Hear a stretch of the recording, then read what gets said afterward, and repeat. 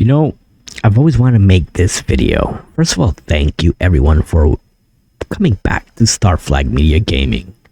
Today we're diving into one of gaming's darkest conspiracies. A story about a man who arrived at a dying giant, claimed he was there to save it, and somehow walked away right as the company collapsed, only to reappear sitting on a throne at the very competitor who benefited from the destruction. This is the Peter Moore conspiracy. How the man who was there to save Sega might have actually helped Microsoft take over their portion of the industry. Before the Sega Dreamcast ever launched, Sega was already bleeding out. The Sega CD failed, the 32X was a disaster, the Saturn was rushed, overpriced, and abandoned in the West. Internal divisions tore the company in half. Their arcade division was burning cash, and their hardware teams were fighting turf wars instead of fighting Sony. By the late 1990s, Sega wasn't just struggling, they were drowning and desperate for someone to save them. Enter Peter Moore. Peter Moore arrives at Sega of America as a corporate hero. The guy with the marketing experience, the business chops, the charisma, the guy who is supposed to lead Sega back to the top. And the timing, perfect. A little too perfect.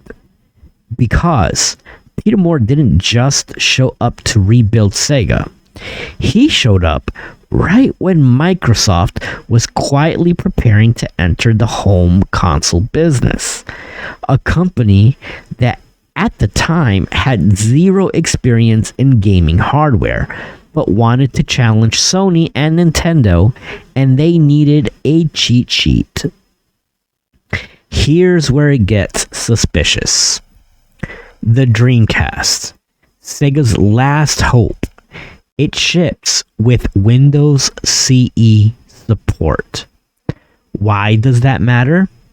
Because by letting Microsoft put Windows CE inside the Dreamcast, Sega basically let Microsoft study the architecture of modern consoles, gave them hands-on experience with SDK, tools, and dev kits, let them see how third-party developers interact with console ecosystems, and open the door for Microsoft to understand the hardware business from the inside. Microsoft used the Dreamcast like a classroom. They watched, they learned, they took notes. And the man in charge of Sega's American operations while all of this access was happening? Peter Moore. The same Peter Moore who constantly downplayed the Saturn's legacy. The same Peter Moore who pushed hard for Windows CE integration. The same Peter Moore who shaped Sega's Western strategy while Microsoft embedded itself into a competitor's console. Then, suddenly, mysteriously, as soon as the Dreamcast started gaining traction, as soon as it started winning back fans, as soon as Sega had a shot at survival, boom. Peter Moore announces Sega is killing the Dreamcast in the United States and leaving the hardware business. Not restructuring, not downsizing, not pushing a new revision. Completely exiting hardware. A catastrophic decision that crushed Sega's chances of ever recovering. And somehow, Moore wasn't punished. He wasn't blamed. He wasn't fired into oblivion like every other executive who tanks at a hardware division. Instead, he landed a brand new job. Well, who hires him, you might ask? Not Nintendo, certainly not Sony, not a neutral tech giant. Microsoft, the exact same company that integrated itself into Sega's hardware with Peter Moore's help, used Sega's platform to train their engineers, launched the Xbox immediately after the end of the Dreamcast, and benefited the most from Sega abandoning hardware. And suddenly, Peter Moore is the head of Xbox, front and center, showing tattoos on stage, leading the 360 era, and acting like he's been on Team Microsoft since birth. It's almost poetic.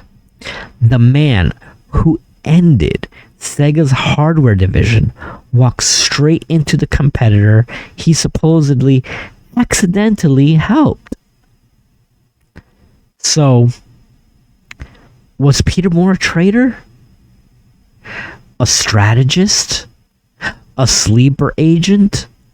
Or just the wrong man in the wrong company at the worst possible moment? Well, nobody knows for sure. But to me, the timeline has always been suspicious. The Sega Dreamcast was my favorite system, and I remember specifically wondering, how did Peter Moore go from a failing console to the head of the direct competitor he helped usher in? Think about this timeline. Sega collapses. Microsoft rises. Peter Moore goes from failed savior to the Xbox boss overnight. And the Dreamcast, one of the most beloved consoles ever, flatlines right at the moment that Microsoft enters the industry. Coincidence? Or did Sega unknowingly hire the man who would usher in their own replacement? In the end, the Dreamcast didn't die from weak hardware or bad games. It died from bad decisions. Hell, it still gets games to this day overseas, and indie developers, and homebrew. And maybe it died from one very inconvenient career move. Peter Moore didn't just witness the end of Sega. Some say he delivered it. Let me know what you guys think in the comments. As always, I want to thank you guys for joining me here on the channel. Like, share, subscribe. We're on our way to 5,000 subscribers. I want to thank you guys for being here, and we will catch you guys in the next video.